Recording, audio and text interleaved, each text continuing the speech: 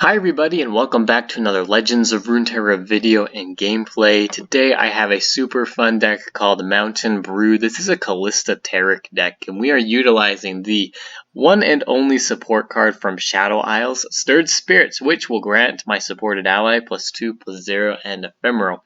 So the challenge around this deck and when we're constructing it is to be able to put in enough units that we can get value out of turning them into ephemeral units and buffing them up while they're going to die, so we really need to get some value out of them while they're alive and just create quite a bit of pressure with them and being able to deal a lot of damage to the enemy Nexus during those turns. And so we need to have units that kind of benefit from becoming ephemeral. So we have here in this deck, we have what are very important: a full set of the Cursed Keeper, who are an excellent option to grant with this ephemeral Stirred Spirits buff here, and we're also running a full set of Stalking Shadows. Stalking Shadows is an excellent card to use because, if you're unaware, it will pick, you will be able to pick a follower from the top 4 cards in your deck, and it will create an ephemeral copy of that follower as well. So not only do you draw a card, but you draw an ephemeral, or create an ephemeral copy of it as well,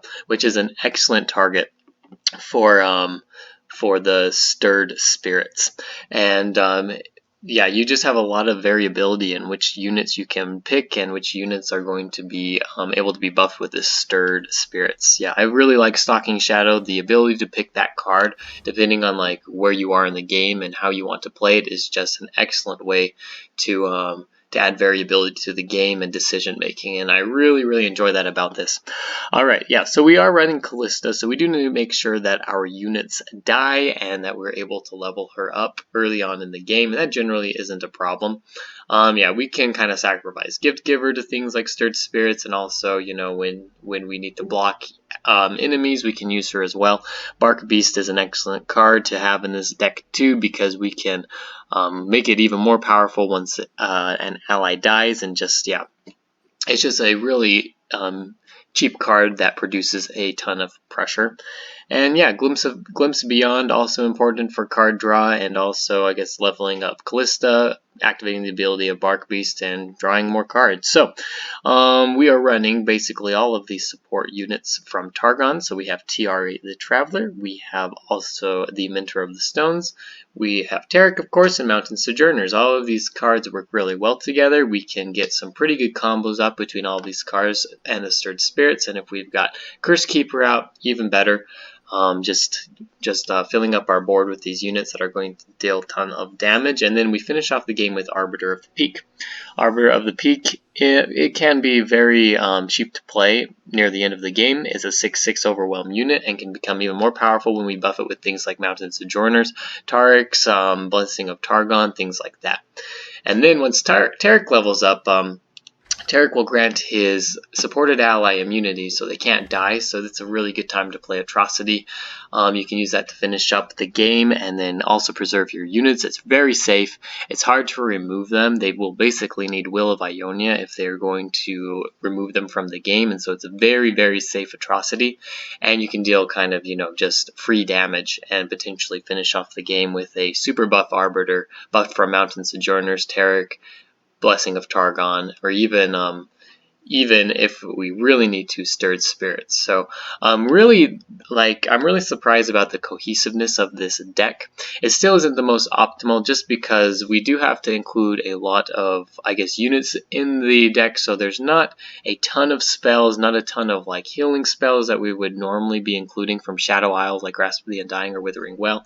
A lot of the control cards we also have to sacrifice in this sort of deck, and it's kind of turned into this mid-range, almost like on the verge of aggro, not quite, but on the verge, mid-range aggro. So yeah, that's kind of how it plays out. But yeah, for the most part, it's super fun to play. You should definitely try it out. Yeah, and that's about it for this video. So if you enjoyed it, don't forget to like and subscribe to the channel. Yeah, I post new videos every day with hopefully unique builds and concepts that people find enjoyable. If you have a suggestion of a deck or a card combination that you would like to see put together, go ahead and send it over, and we will see you tomorrow. Thanks.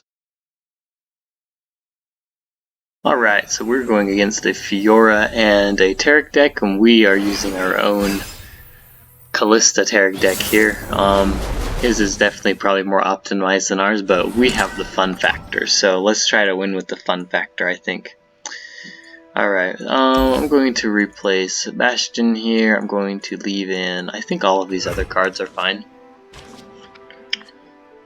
I would draw another Tiari the Traveler. I would really like to see Kalista. Mentor of the Stones is a pretty good draw because we got a good curve here. Alright, so I'm going to play Gift Giver. These jewels are more than I'm not going to play my Bark Beast first because remember my that will, I guess, negate kind of. He would just attack and I wouldn't want to defend into it. Alright, so I'm going to pass here. I'm going to let him kill my Gift Giver if he does decide to do that.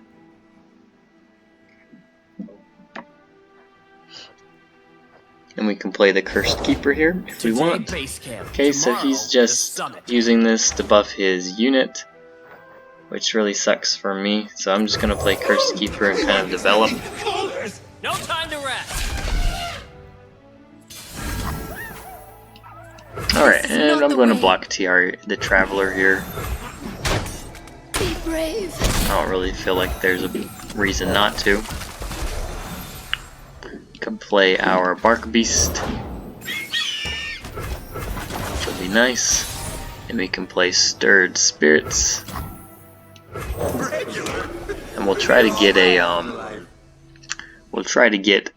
I guess single combat out of him if he has it. This is a pretty nice combo that we can do. I long for a worthy opponent. So he's kind of tapped under here. I do need to be worried about Ranger's Resolve. I'm actually going to put out TR the Traveler. Let's see if he's got Ranger's Resolve. If he's got Ranger's Resolve, we pretty much just lose here. So let's see what happens. This is looking like a Ranger's Resolve. Well, no. Okay, so he just doesn't know that this guy's ephemeral. I'm not really sure why he would do that. And he realizes it and does the Darius emote. Poor guy. Alright. I mean, not much we can do to help him there. But I'll help where I can. Alright. He's at 2 mana here, so he could have Pale Cascade. That's a very big possibility here. Let's see, support. I don't really have a super good play here.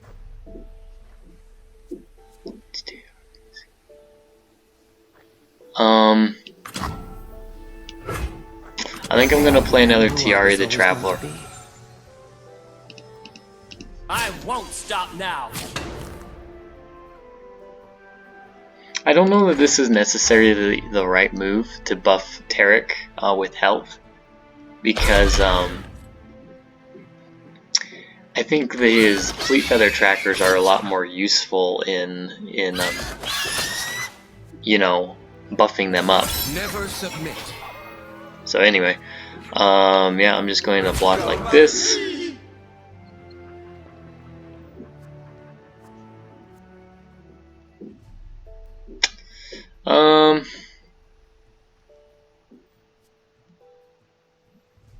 That would kind of force that out of him, a Pale Cascade, if he had it. Let's see what happens here. He may have a Pale Cascade to deal with this. Okay. I'm just trying to avoid a lot of damage here, and I end up saving this unit. And I've got a gem that I can use on him if I need to.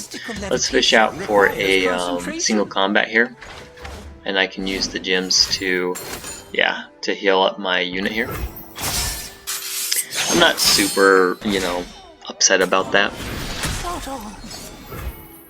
And we can pass here. We get the single combat out of him. That's fine. And yeah, we got another Tiari the Traveler. So let's, another Tiari the Traveler and a Mountain Sojourner here. This is nice. We can threaten quite a bit of damage here. I'll defend these. Okay, so he's using Genevieve kind of defensively.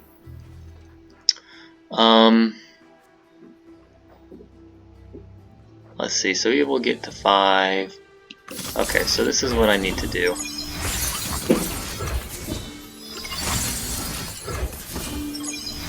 We need to be able to threaten Genevieve here. I need to be able to take her out. So he's tapped under pretty much any mana that he can use here, and so he's going to have to block with most of his units here. And I can preserve mine pretty efficiently here.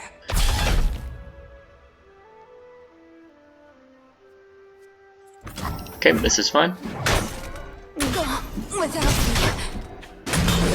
Take out his units. End the round. What's he at? He's at 3 of 7, so he's getting kind of close.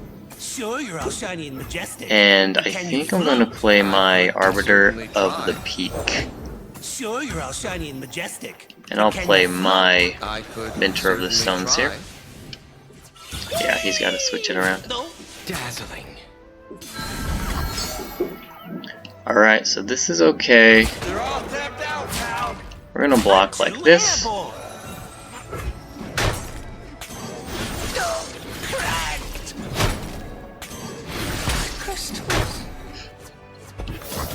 Gonna heal this guy up a little bit just because I can.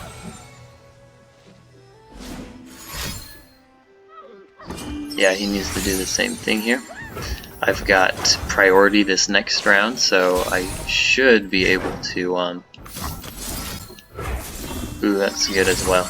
Okay, and then he surrendered. So I drew Atrocity there at the end too. There's pretty much no way that he was going to be able to stop me at that point.